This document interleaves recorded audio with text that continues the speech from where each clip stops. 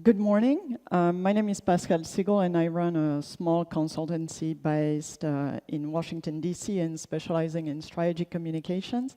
I'm going to talk about the Iraqi insurgent propaganda during Operation Iraqi Freedom. Now, I know this was not a NATO operation, but many NATO countries actually participated, and it yields interesting lessons, I think, for simmering insurgency on NATO's southern flank. Let me try with start with a playbook. Propaganda for Iraqi insurgents was political warfare. Okay, the Iraqi insurgency's goal was to get to the United States to do what it did not want to do, leave to then roll back the political order it had established. But the insurgency doesn't have a parliament to allocate resources. To get its foot soldiers and its money to get going, it needs to go out on the marketplace, sell its ideas, and find buyers. And this was done with a mix of scare tactics and reassurance, which I'm going to get into, but the technical setup for that through the internet allowed the insurgency to go out pretty much to be reachable everywhere by friends who agreed with it. You know, they collaborated with Al-Qaeda's propaganda machine.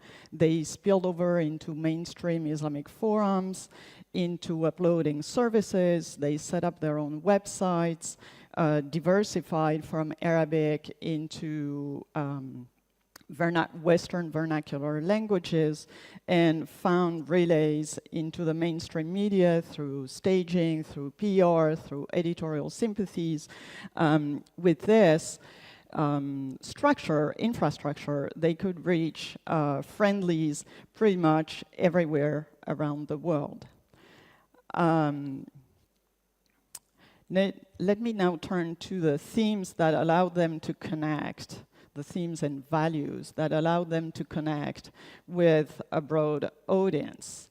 Theme one was the US is waging a war of conquest, which is both illegal and illegitimate. In that argument, they could develop on the nationalist reference side, you know, this is neocolonialism at its best, and on the religious register, this is the latest iteration of the multi-centuries Western war against Islam that started with the Crusades.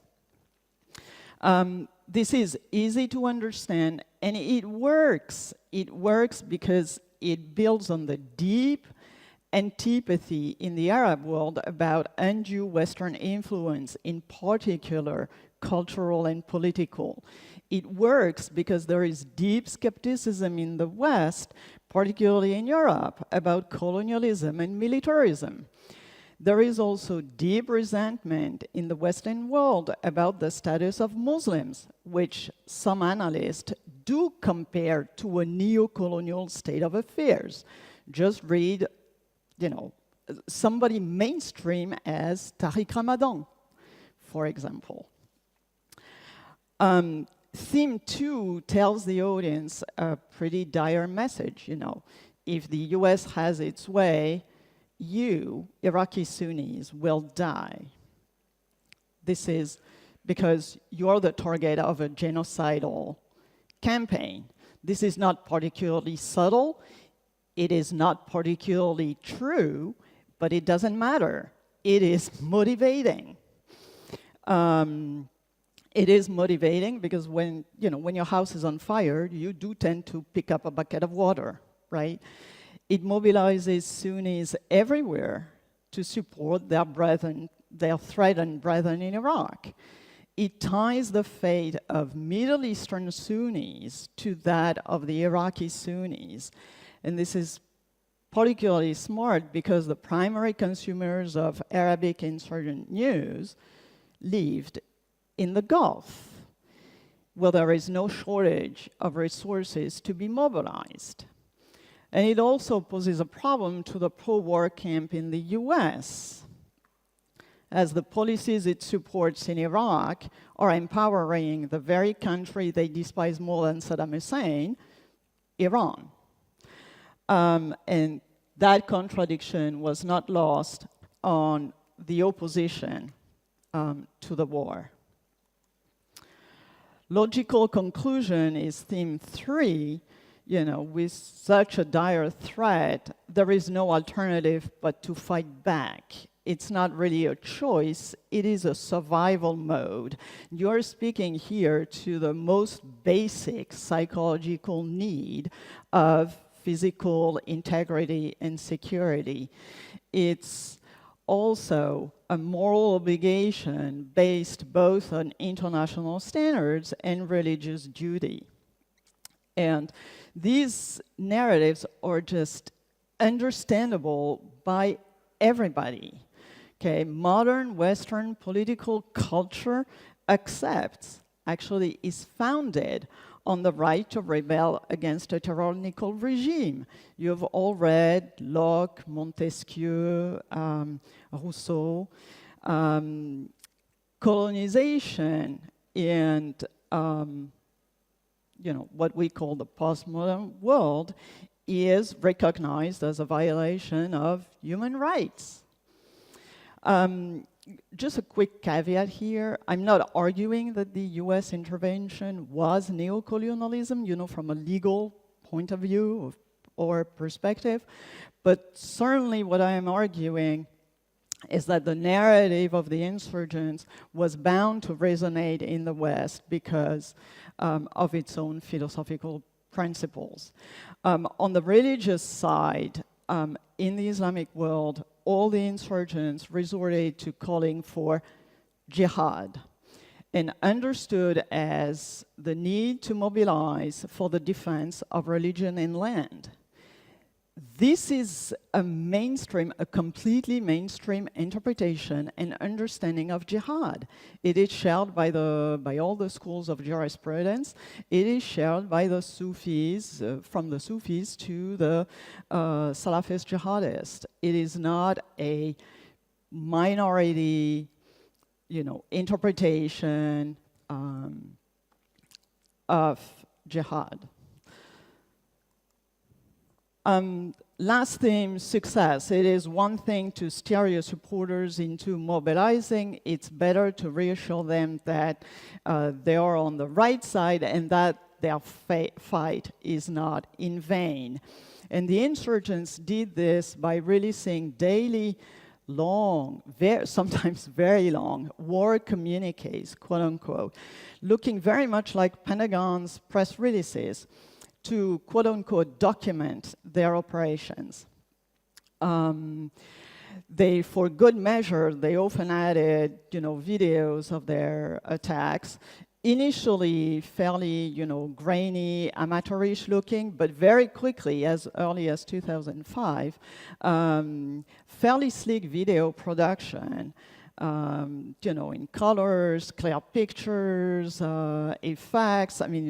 Pictures and audio effect, and they released, provocative video, high psychological impact. They try to high psychological impact videos, like shooting down helicopters, trying to reproduce a Black Hawk Down moment.